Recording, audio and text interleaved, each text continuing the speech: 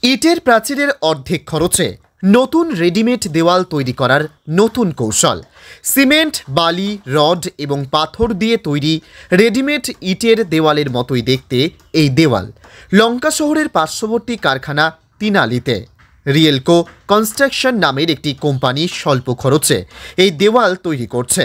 কোম্পানিটি সীমানার প্রাচীর নির্মাণে নতুন ধারণা আমদানি করে গ্রাহকদের জন্য রেডিমেড সীমানা প্রাচীর সরবরাহ করে আসছে। গ্রাহকদের চাহিদা অনুযায়ী সীমানার বিভিন্ন রকমের প্রাচীর নির্মাণ করছে কোম্পানিটি।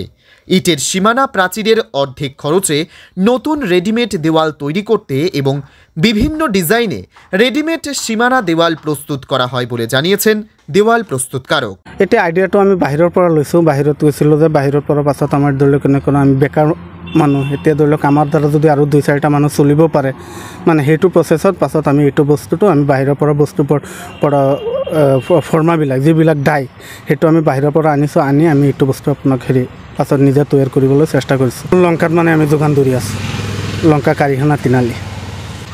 গ্ৰাহকে যদি বিচাৰে আমাৰ য'ত ত'ত মানে মোটামুটি আমি য'তেই দিয়ে, মানে আমাৰ কিমান ফুট লম্বা আছে হিচাপটো দিলে আমি লগে লগে ইয়াৰ পৰা মাল চামান যিকেইটি বস্তু লাগে আমি চব লৈ যাম। অকলে মানে পানীটো মানে সিহঁতৰ ঘৰৰ পৰা আমি লৈ যাম। পানীটো আৰুতো আমি লৈ যাব নোৱাৰোঁ, পানীটো মানে আমাক দিব লাগে আৰু বাকী বস্তু এভৰিথিং মানে আমি চব ইয়াৰ পৰা লৈ যাম। সকলো আমি যোগান ধৰিম, মানে পইচাটো দিব লাগিব। কালি অকলে আমাক পইচাটো দিলেই হ'ল, হিচাপ কৰি ৰানিং মিটাৰত কিমান বস্তু কিমান টকা খৰচা হৈছে সেইটো পে'মেণ্টটো আমাক দিলেই হ'ল। আমি বাউণ্ডাৰী ৰেডিমেড বাউণ্ডাৰী ৱাল আমি মানে ইটা দি কৰিলে মানুহে আজিকালি বহুত পইচা খৰচা হয়। তাৰ কাৰণে আমি এটা সহজ পদ্ধতি মানে বাহিৰৰ বস্তুটো চাই আমি পাছত ইয়াত নিজে কোম্পানীটো তৈয়াৰ কৰিছোঁ। তৈয়াৰ কৰি মোটামুটি ধৰি লওক ইটা দি এটা বাউণ্ডাৰী দিব হ'লে মোটামুটি 15 মিটাৰ বা 20 মিটাৰ জেগা যদি দিয়ে মিনিমাম যদি 1 লাখ টকা খৰচা হয়, মোটামুটি এইটো দিলে তাৰ 50%ত মোটামুটি হৈ যাব খৰচাটো।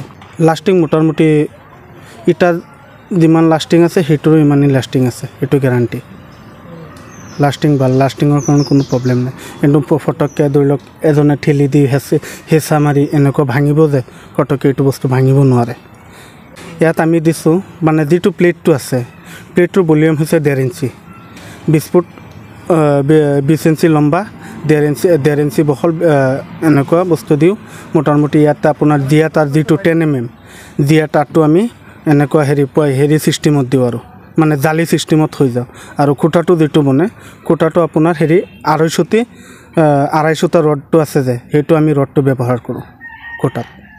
লগত আমি যিটো সীমাৰ পোষ্টটো দিয়ে, ধৰি লওক আজি 20 বিঘা মাটি আছে, এজনৰ তামোলবাৰী আছে, চাজুপাৰ বাৰী আছে, এনেকুৱা তাত বাউণ্ডাৰী দিব লাগে।